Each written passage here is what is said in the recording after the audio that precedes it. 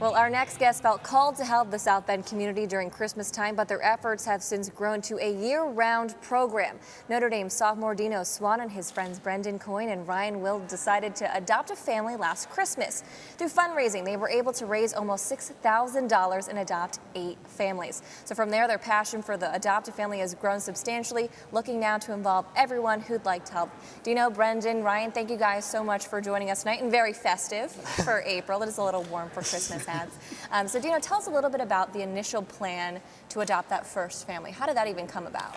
Well, in early November this past year, my buddy Joe and I were sitting on the couch and we were thinking to ourselves, let's do something awesome this Christmas. So after talking to a few of our friends here, we decided that we should adopt a family. So we started fundraising immediately, and then a little bit turned to a lot through the help of some generous donations, some from family, some from friends, some from strangers. And we were able to raise around $6,000. So we went to the man who got us our original family, Father Joe Corpora, who is a missionary of mercy, actually. He was nominated by the Pope this year. And he got us 7 more families, and from there it just became an amazing experience for all of us. And I understand you spend a significant amount of time shopping, wrapping gifts. What sort of things do you buy for families? I mean, how do you figure out what they need? Yeah, so Father Joe came to us with a list of needs from these families. They were mostly asking for clothes, winter hats, gloves, boots, coats.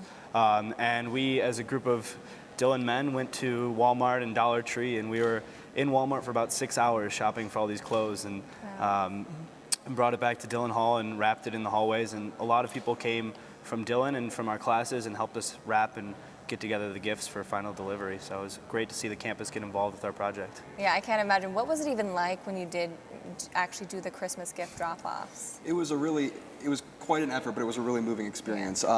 We had cartload after cartload of gifts that we brought out to, I think we only had 2 cars, and there were 8 of us that were going, so we really got cramped in those 2 cars.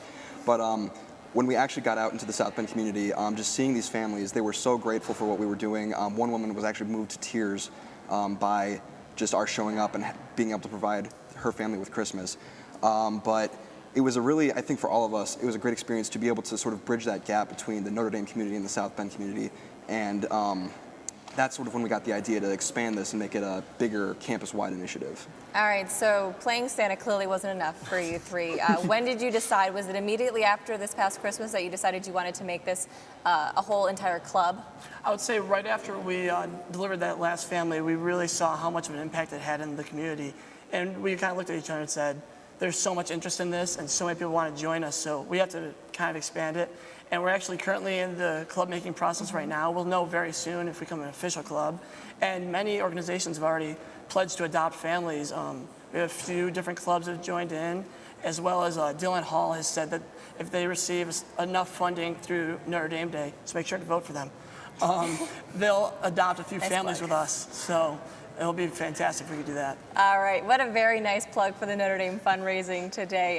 Guys, I love the Christmas hat. You guys are really getting in the Christmas spirit early here.